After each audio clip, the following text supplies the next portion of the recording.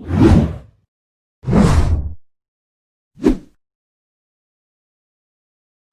Morning my dear students and good morning everyone. मैं कृष्णा गुप्ता आपके सामने वेक्टर का अगला पार्ट लेकर काफी देर से हाजिर हूँ।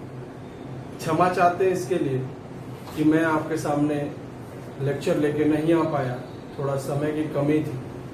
चलिए बहरहाल समय को बर्बाद न करते हुए शुरू करते हैं आज का लेक्चर। आज हम वेक्टर पार्ट 6 में पढ़ेंगे लेमीज थ्योरम के बारे में, जो बेहद ही इम्पोर्टेंट है। लेमीज थ्योरम का इम्प्लीमेंट कैसे हमारे फिजिक्स में है, कैसे किसी बॉडी पर अगर 3 फोर्सेस लग रहे हैं तो कैसे लेमीज थ्योरम इम्प्लीमेंट होगा, ये देखेंगे। और जब भी कोई 3 फोर्सेस किसी बॉडी पे लग रहे हैं तो लेमीज थ्योरम से कैसे प्रॉब्लम इजिली डील किए जा सकते हैं, इससे रिलेटेड हम न्यूमेरिकल भी देखेंगे जो प्रीवियस ईयर क्वेश्चंस होंगे। तो चलिए स्टार्ट करते हैं। लेमीज थ्योरम का स्टेटमेंट है कि 3 coplanar concurrent and non collinear forces, ये 3 शब्द का बहुत मतलब है। पहला है कोप्लेनर, कोप्लेनर का मतलब लाइन सेम प्लेन। दूसरा है कॉन्करेंट, कॉन्करेंट का मतलब क्या होता है बाबू, कि किसी एक ही पॉइंट पर काम करने वाला। और तीसरे की बात हम करें तो नॉन कोलिनियर, कोलिनियर का मतलब होता है एक ही लाइन में, नॉन कोलिनियर का मतलब जो एक ही लाइन में वर्क न करे। अब ये तीनों बातें क्यों हो रही हैं ये आगे चल के अभी हम समझाएंगे कि नॉन कोलिनियर की बात हम क्यों कर रहे हैं, क्यों नॉन कोलिनियर कंडीशन में ही हम लेमीज थ्योरम का यूज करेंगे, उसके अपार्ट फ्रॉम क्यों हम यूज नहीं कर सकते। तो कह रहा है कि अगर ऐसे 3 फोर्सेस हो जो कोप्लेनर हो, कॉन्करेंट हो और नॉन कोलिनियर हो, और वो इक्विलिब्रियम में हो। इक्विलिब्रियम का मतलब अगर किसी बॉडी पर एक्ट करने वाले टोटल फोर्सेस का सम 0 हो तो उसको हम कहते हैं कि बॉडी इक्विलिब्रियम में है। अगर ऐसा कोई अरेंजमेंट हमारे पास है तो उस केस में जो magnitude of each forces each proportional to the sine of the angle between other 2 forces। इसको पहले हम समझ लें, इस स्टेटमेंट का मतलब क्या है, फिर प्रूफ कैसे होगा, ये बातें हम करेंगे। तो चलिए देखते हैं। सपोज करो यहाँ पे कोई हमारे पास रिजिड सपोर्ट से एक बॉडी यहाँ पे हैंग कर रहा है और इस बॉडी में 2 स्ट्रिंग बंधी हुई है, और इस स्ट्रिंग को पहले में जो टेंशन होगा उसको हमने मान लिया F1, दूसरे स्ट्रिंग में जो टेंशन होगा वो होगा F2। अब बताओ इस बॉडी पर कितने फोर्सेस काम कर रहे हैं। तो तुम्हारे दिमाग में आया कि सर 2 स्ट्रिंग बनी हुई है तो इस बॉडी पे 2 फोर्सेस काम करेंगे, लेकिन ध्यान से देखोगे तो इस बॉडी पे 3 फोर्सेस काम करेंगे, और ये तीसरा फोर्सेस होगा कौन बाबू, ये तीसरा फोर्सेस होगा इस बॉडी पर एक्ट करने वाला इसका वेट जो वर्टिकली डाउनवर्ड वर्क करेगा, और ये W is equal to mg, और इसको आपने कंसीडर कर लिया F3। और इस केस में माने कि ये F1 के सामने वाला ये एंगल यानी F2 और F3 के एंगल अल्फा है, इसी तरह यहाँ F2 के सामने वाला एंगल यानी F1 और F3 के बीच का एंगल बीटा है, और F3 के सामने वाला एंगल गामा है। अब इस केस में स्टेटमेंट में फिर चलते हैं। लिखा है कि मैग्नीट्यूड ऑफ ईच फोर्सेज यानी F1 is directly proportional to, magnitude of each forces यानी F1 is directly proportional to किसके बाबू, sine of angle between 2 other forces, यानी is directly proportional sine of angle between other 2 forces, और यहाँ क्या angle है alpha, और इसको हम लिख सकते हैं F1 is equal to K into sine alpha. इसी तरह हम बात करें F2 की तो F2 इज डायरेक्टली प्रोपोर्शनल होगा किसके, साइन ऑफ बीटा के, और यहाँ पे F2 इज इक्वल टू लिखा जा सकता है K इंटू साइन बीटा। और अगर हम बात करें F3 के तो ये डायरेक्टली प्रोपोर्शनल होगा साइन गामा के, और इसको हम लिख सकते हैं F3 is equal to K into sine gamma. अगर हम यहां से देखें इक्वेशन 1 और 2 और 3 से, तो ये स्टेटमेंट हमारे सामने जाहिर करेगा ये F1 साइन अल्फा इधर आ गया तो ये हो जाएगा F1 अपॉन साइन अल्फा।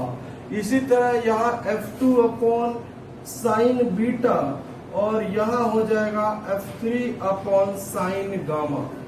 ये बातें कह रहा है हमारा लेमीज थ्योरम कि ये जो रेशियो होंगे वो कांस्टेंट होंगे। अब इसी लेमीज थ्योरम को हमको प्रूफ करना है कि F1 upon sine alpha is equal to F2 upon sine beta is equal to F3 upon sine gamma. अब जरा देखेंगे इसके प्रूफ से रिलेटेड कुछ बातें थोड़ा सा ध्यान देंगे जो हम पहले भी डिस्कस कर चुके हैं, पर जो लोग ये वीडियो पिछला नहीं देखे हैं उनके लिए थोड़ा सा बात समझाने की कोशिश करते हैं। सपोज करते हैं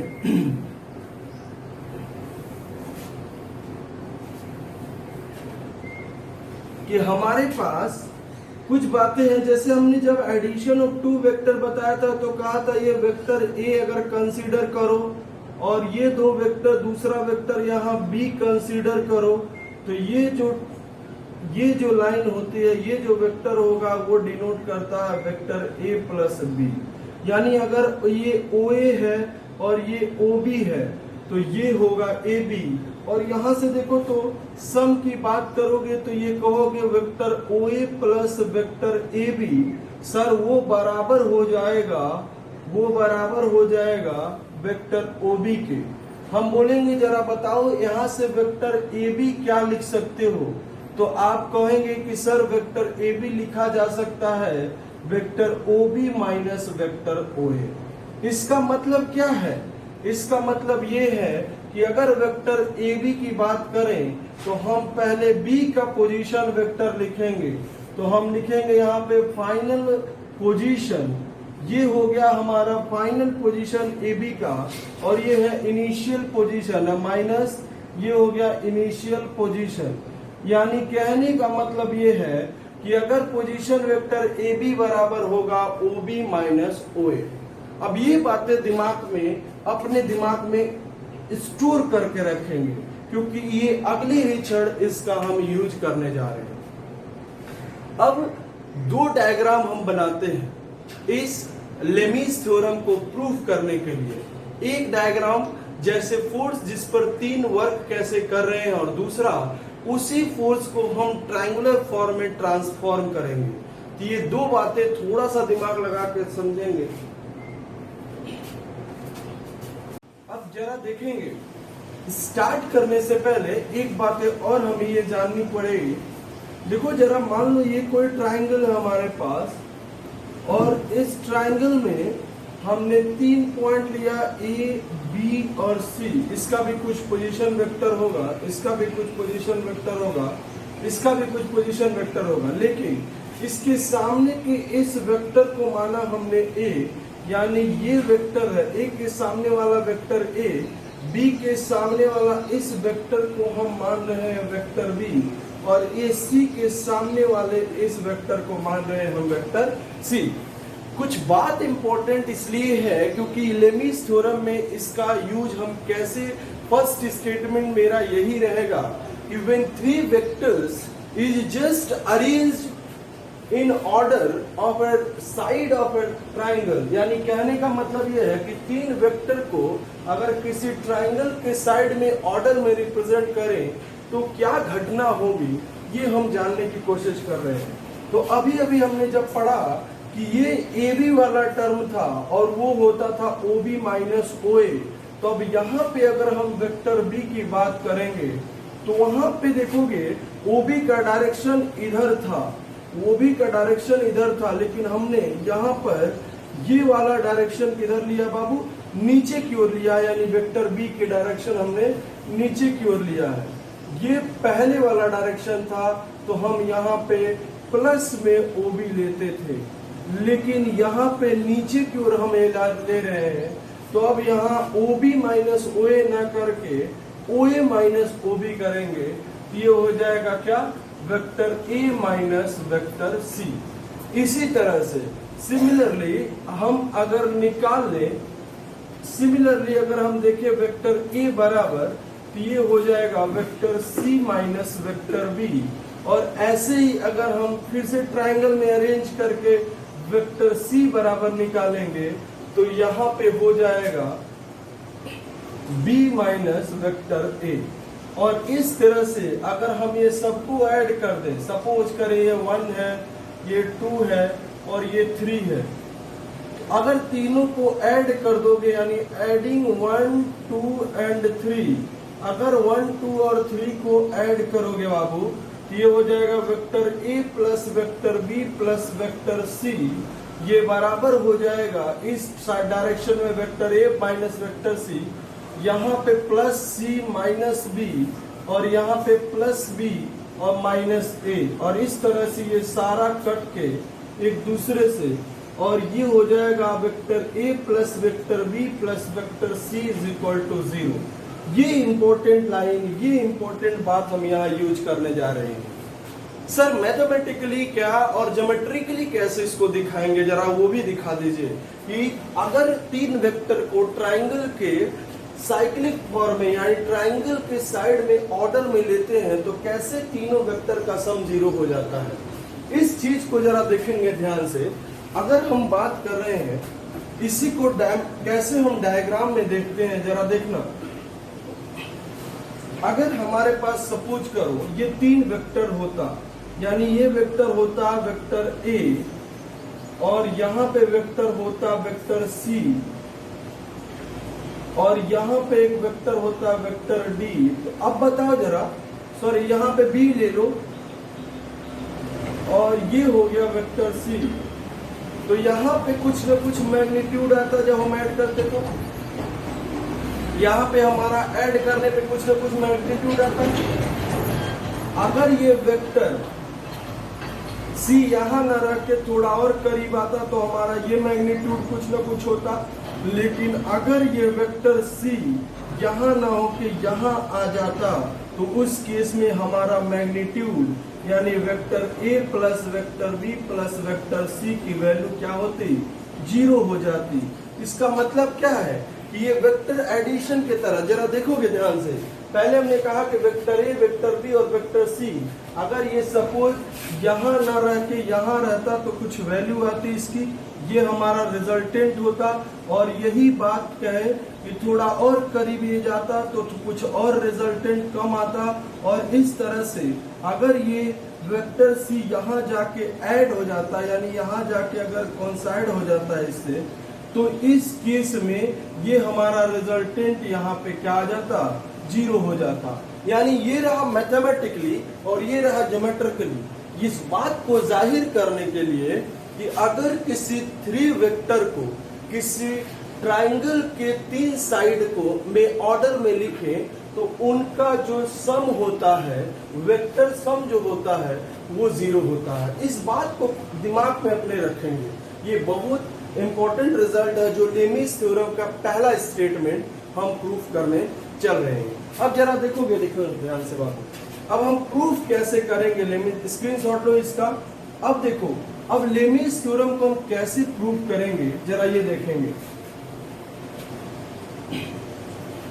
2 बॉडी को अभी हमने कहा कि हमने 2 डायग्राम बनाना है, 2 डायग्राम को हम ट्रांसफॉर्म करने चल रहे हैं। सपोज हमारे पास यहाँ पर एक बॉडी है और जिस पर 3 तरह के फोर्सेस लग रहे हैं, और एक फोर्सेस का नाम दिया हमने वेक्टर ए, दूसरे फोर्सेस का नाम दिया वेक्टर बी और तीसरे फोर्सेस का नाम दिया वेक्टर सी। और एक के सामने वाला जो एंगल होगा यानी बी और सी के बीच में वो अल्फा नाम दिया, बी के सामने वाला बीटा नाम दिया और सी के सामने वाला गामा नाम दिया। अब इसी 3 वेक्टर को हम ट्राइंगल के फॉर्म में इंट्रोड्यूस करने जा रहे हैं और वहां पे हम प्रूफ करेंगे लेमीज थ्योरम। जरा देखोगे तो अगर हम इसको ट्राइंगल के फॉर्म में रिप्रेजेंट करें तो हमारा फिगर कुछ ऐसा होगा। फिगर कैसा होगा जरा देखेंगे।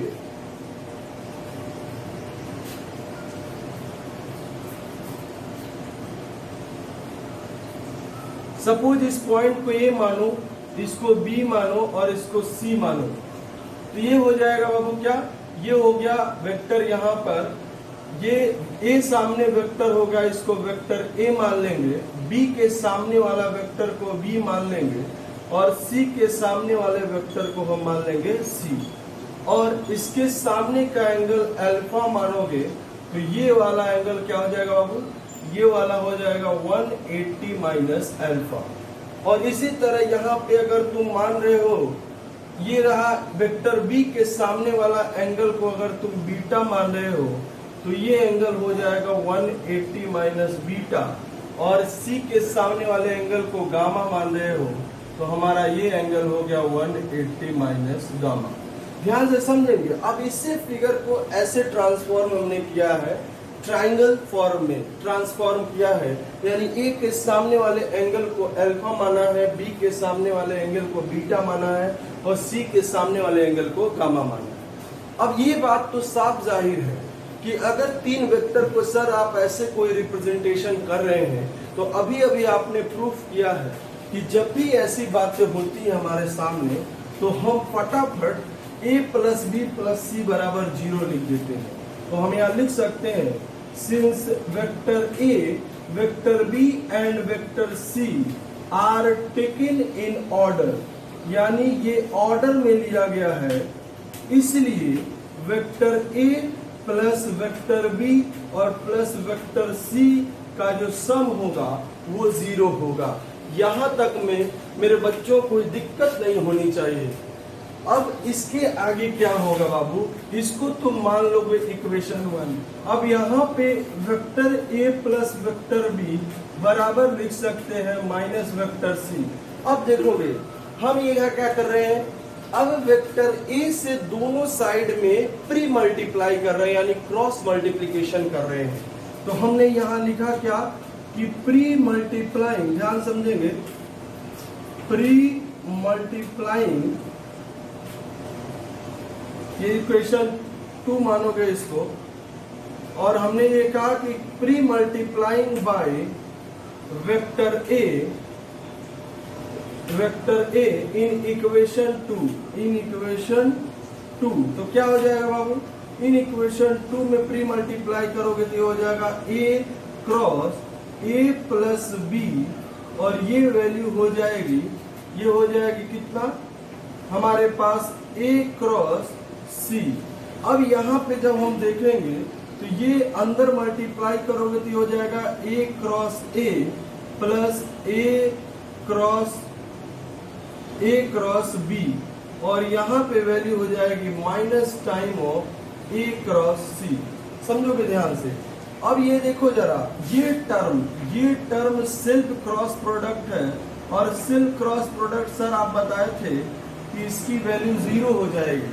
तो यहाँ पे हम लिख सकते हैं a क्रॉस b वो बराबर होगा माइनस टाइम बदल लो तो ये हो जाएगा कितना, minus time of a cross c, लिख सकते हैं हम इसको c क्रॉस a। अब इक्वेशन नंबर इसको 3 मान लिए। स्क्रीनशॉट लोगे इसका पहले वाला।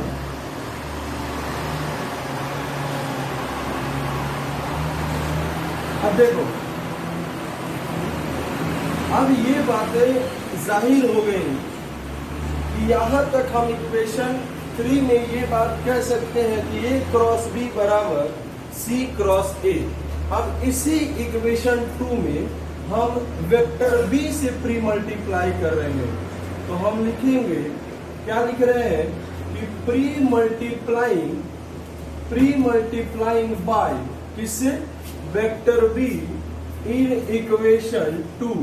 इन इक्वेशन 2 में प्री मल्टीप्लाई अगर हम करेंगे b से, ये हो जाएगा b cross a plus b, और ये वैल्यू देगा minus time of b cross c, और यहाँ से जब ये अंदर जाएगा ये हो जाएगा b क्रॉस b, और यहाँ पे लिख सकते हैं minus time of b cross c। देखोगे ध्यान से, यहाँ पे भाई ये सिर्फ क्रॉस प्रोडक्ट है तो ये वैल्यू यहाँ पे क्या हो जाएगी 0, और इसको अगर हम पलट के लिख दें तो ये हो जाएगा a क्रॉस b लेकिन माइनस टाइम में, और वो इक्विवेलेंट हो जाएगा minus time of b cross c के। अब देखोगे यहाँ हम मिटा रहे हैं। अब इस चीज को समझने की कोशिश करोगे। अब यहाँ से माइनस माइनस दोनों तरफ से कैंसिल आउट, और ये हो जाएगा बाबू a क्रॉस b वो बराबर होगा b क्रॉस c के। ये रहा इक्वेशन नंबर 4। अब इक्वेशन 3 और इक्वेशन 4 में जरा देखोगे। इक्वेशन 3 और 4 में यही a cross b c cross a के बराबर है, यही a cross b b cross c के बराबर है। यानी आप लिख सकते हैं कि from equation 3 and 4, from equation 3 and 4 क्या लिखा जा सकता है बाबू? ये लिख सकते हैं a क्रॉस b वो बराबर होगा b क्रॉस c के, वो बराबर होगा c क्रॉस a के। अब इसी को सिर्फ हम मैग्नीट्यूड ले रहे हैं, तो टेकिंग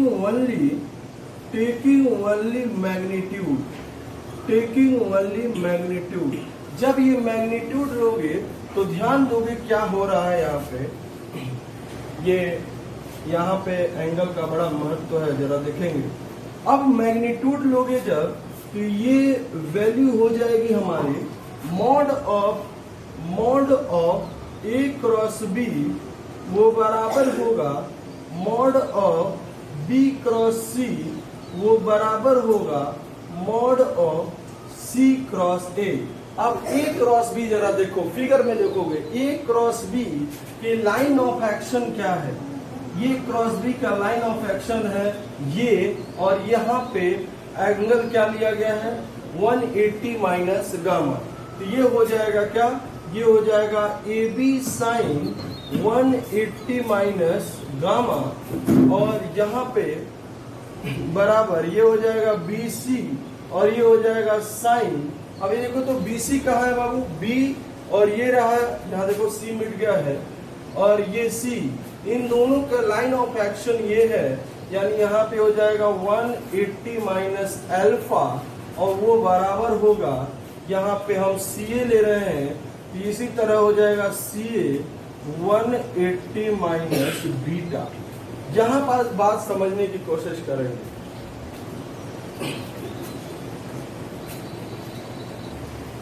अब यहाँ जरा देखो AB साइन इतना। अब ये इक्वेशन इसको हम 5 मान ले, ध्यान से देखेंगे, हम अपने लक्ष्य के करीब हैं।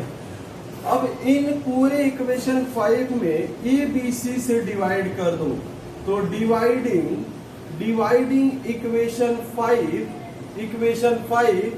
By ABC।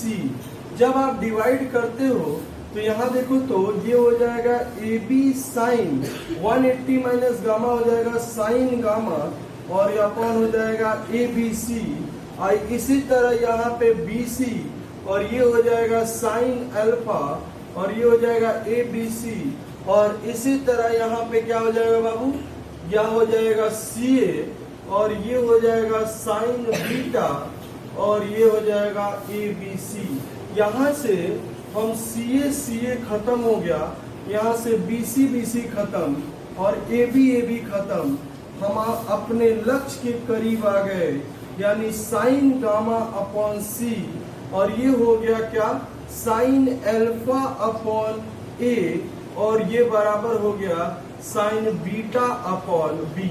यानी इसको और भी लिखा जा सकता है, ये भी एक तरह से क्या है हमारा लेमिस थ्योरम है, लेकिन इसको अगर हम पलट देंगे तो यहाँ पे ऑर्डर में लिखे तो ये हो जाएगा A अपॉन साइन अल्फा बराबर B अपॉन साइन बीटा बराबर C अपॉन साइन गामा।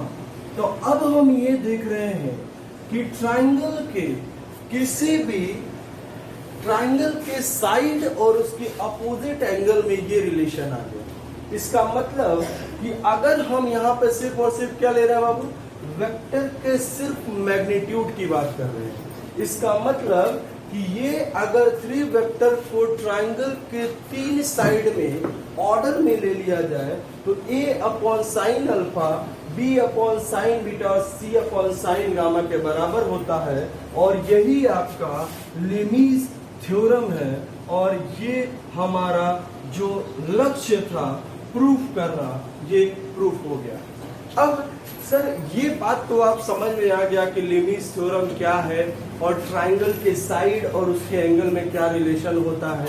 आपने कहा ये साइड है ए, इसके सामने है अल्फा, तो इसमें रिलेशन होगा ए अपॉन साइन अल्फा, वो बराबर होगा बी अपॉन साइन बीटा के, और वो बराबर होगा सी अपॉन साइन गामा के। जो आपने कहा कि यही हमारा क्या है, यही हमारा लेमीज थ्योरम है। लेकिन बातें कुछ और बताइए सर, इसका न्यूमेरिकल इंप्लीमेंट क्या होगा, कैसे हम न्यूमेरिकल को सॉल्व करेंगे। तो आगे हम चल रहे हैं न्यूमेरिकल के अगले मकसद में, और जो बेहद इंपॉर्टेंट है समझने की कोशिश करेंगे। इससे रिलेटेड प्रीवियस ईयर में कैसे क्वेश्चंस पूछे जाते हैं हमारे आईआईटी और नीट में, ये हम देखते हैं।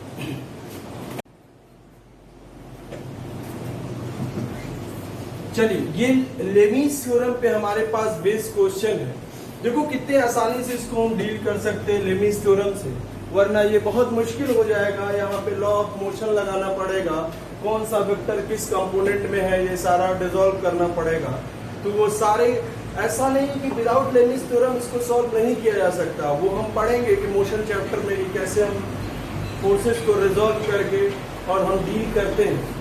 फिलहाल तो हम हमारे पास एक क्वेश्चन ये है कि P Q R in 3 coplanar forces acting at a point and are in equilibrium, then given, ये दे रखा है बाबू पी की वैल्यू, ये फोर्स पी की वैल्यू दे रखा है, साइन थीटा 1 की वैल्यू दे रखा है, आपसे आर की वैल्यू पूछ रहा है।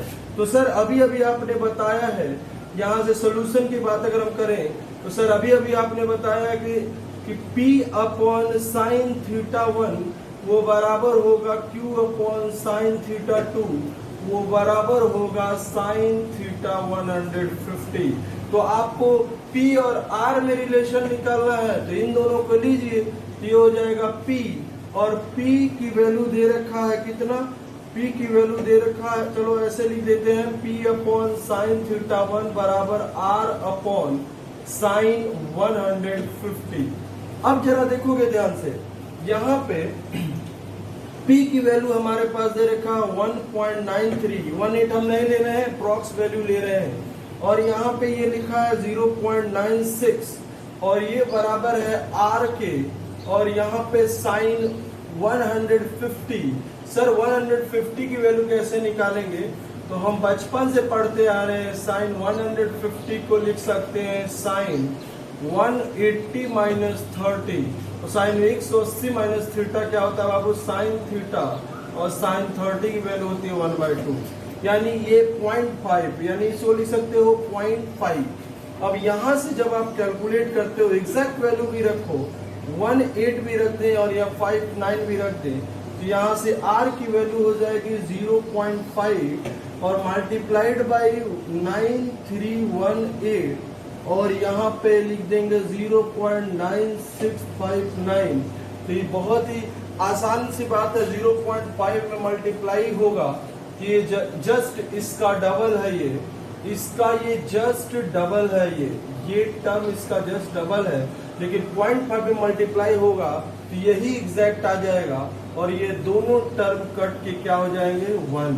इसका मतलब R की जो वैल्यू है वो 1 किलोग्राम वेट है, इसका मतलब R हमारा आंसर ये हो जाएगा।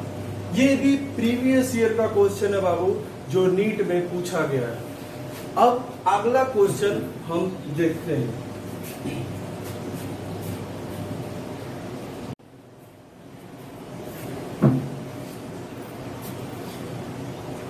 अब जरा देखो, दिमाग में ये बात आ रहा होगा कि सर लेमीज थ्योरम के बिना भी हम कैसे सॉल्व कर सकते हो, तो जरा देखना कैसे काम कर रहे हैं हम लेमीज थ्योरम के बिना भी।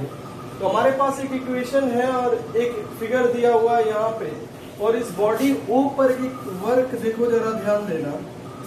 हमसे ये पूछा है कि figure the tension in the horizontal cord, यानी हॉरिजॉन्टल कॉर्ड इज 30 न्यूटन, यानी इस कॉर्ड में टेंशन क्या है बाबू 30 न्यूटन है। And the weight W and tension in the string OA। अब देखो जरा ध्यान से, ये इन्होंने दे रखा है 30 न्यूटन और यहाँ पे ये दे रखे हैं 30 डिग्री, और ये हमसे पूछ रहे हैं इस स्ट्रिंग A में टेंशन कितना है और ये W की वैल्यू कितनी होगी। तो अब जरा देखो, हम जब रिजोल्यूशन ऑफ वेक्टर पढ़े थे तो अभी हमने कहा था की बात कि ऐसा नहीं है कि बिना लेमिस थ्योरम के हम प्रॉब्लम डील नहीं कर सकते।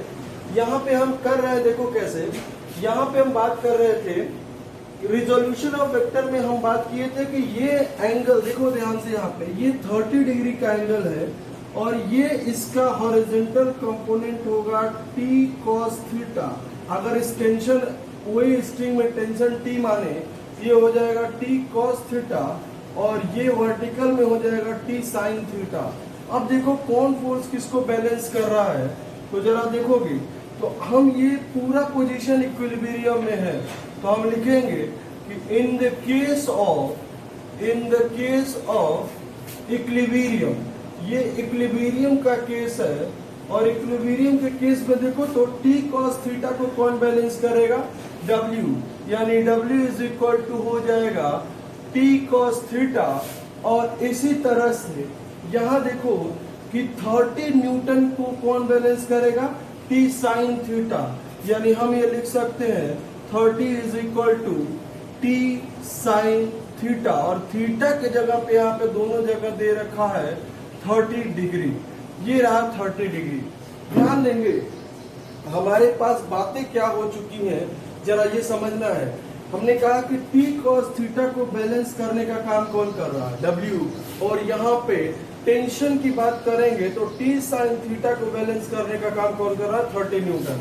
अब यहाँ से देखो तो t sin थीटा ये लिख सकते हैं 30 न्यूटन बराबर t, और sin 30 की वैल्यू हो गई 2, और यहाँ से अगर हम क्रॉस मल्टीप्लाई कर दें तो टेंशन इज इक्वल टू हो जाएगा 60 न्यूटन। ये हमारा OA स्ट्रिंग में टेंशन की बात कर रहा है, यानी टेंशन इन OA स्ट्रिंग। अब हमको निकालना है W की वैल्यू, तो इस T की वैल्यू यहाँ पे रख देंगे, तो उस केस में जरा देखेंगे ध्यान से, फिगर हम मिटा रहे हैं यहाँ पे देखो, अगर इसकी T का यूज यहाँ पे हम कर दे तो W इज इक्वल टू हो जाएगा t cos 30, और यहाँ से 60 और √30 की वैल्यू हो गई 2, और यहाँ से काटोगे तो ये वेट W की वैल्यू हो जाएगी √30। इसका मतलब क्या है, या किलोग्राम वेट, या इसको न्यूटन में सारी वैल्यू दिया है तो न्यूटन में। जरा समझना ध्यान से, बातें हम क्या कर रहे हैं, हम ये पूरा समराइज कर दिए इस बात को कि किसी भी बॉडी पर अगर वो कोलिनियर है, नॉन कोलिनियर है, कॉन्करेंट है और कोप्लेनर है, उस पर लगने वाले जो इक्विलिब्रियम फोर्सेस हैं उनको हम लेमिस थ्योरम के साथ कितना इजीली डील कर सकते हैं, और यहाँ पे फोर्सेस को रिजोल्व करके भी उससे डील किया जा सकता है। तो दोनों पे बेस हमने एक एक सवाल बताया, आगे हम बताएंगे आपको सवाल जरूर, लेकिन वो न्यूमेरिकल सेक्शन हम करने वाले हैं। अब जल्दी एक लेक्चर के बाद हमारा वेक्टर टॉपिक खत्म हो जाएगा, फिर हम न्यूमेरिकल सेक्शन करेंगे, फिर आपके हिसाब से जो आपको पसंद होगा वो चैप्टर शुरू करेंगे। उम्मीद है बहुत सारे बच्चे यूनिट और डायमेंशन की बात कर रहे थे और बहुत सारे बच्चे मोशन की बात कर रहे थे, तो जैसा जिसका बात होगा जरा देखा जाएगा कौन सा इम्पोर्टेंट टॉपिक है आने वाले एग्जाम के लिए, उस पे ज्यादा फोकस किया जाएगा। जरा देखेंगे ध्यान से। अच्छा, इतनी बातें हो चुकी, आपके दिमाग में ये बात तो जाहिर तौर पे घूम रही होंगी कि सर ये बात आपने बताया नहीं कि नॉन कोप्लेनर क्यों होना चाहिए, नॉन कोलिनियर क्यों होना चाहिए। तो अब देखो जरा यही बता दे रहे हैं, F1 sin theta 1, F2 sin theta 2 और F3 sin थीटा 3। अगर ऐसी कोई बात तुम्हारे मन में चल रही है तो आप sin theta 1 sin theta 2 suppose करो हमारे पास एक फोर्स F1 इधर लग रहा है और एक फोर्स इधर F2 लग रहा है और इसी के एलोंग लग रहा है F3, यानी अगर ये लीनियर है तो उस केस में क्या होगा, तो F1 और F2 के बीच में तो 180 डिग्री का एंगल बनेगा, लेकिन यहाँ F3 और F2 के बीच में 0 डिग्री का एंगल बन जाएगा। और उस केस में जब F2 और F3 के बीच में 0 डिग्री की वैल्यू हो जाएगी तो ये वैल्यू हो जाएगा 0 और ये पूरा टर्म हो जाएगा इंफिनिटी, यानी नॉट डिफाइंड। इस वजह से हम स्टेटमेंट में ये बात कहे थे कि ये नॉन कोलिनियर फोर्सेस होना चाहिए। तो उम्मीद है ये वीडियो आपको बेहद पसंद आएगा लेविस थ्योरम पे।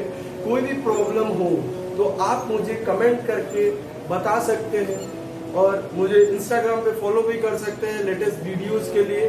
और आपके जो भी प्रॉब्लम है आप वहां टेक्स्ट कर सकते हो, वीडियो में कमेंट करके पूछ सकते हो, कोई न्यूमेरिकल हो वो पूछ सकते हो, कोई भी प्रॉब्लम हो मैं आपके लिए हाजिर हूँ। चलिए आज के लिए बस इतना ही। जय हिंद, जय भारत। ख्याल रखिए, स्वस्थ रहिए, सतर्क रहिए।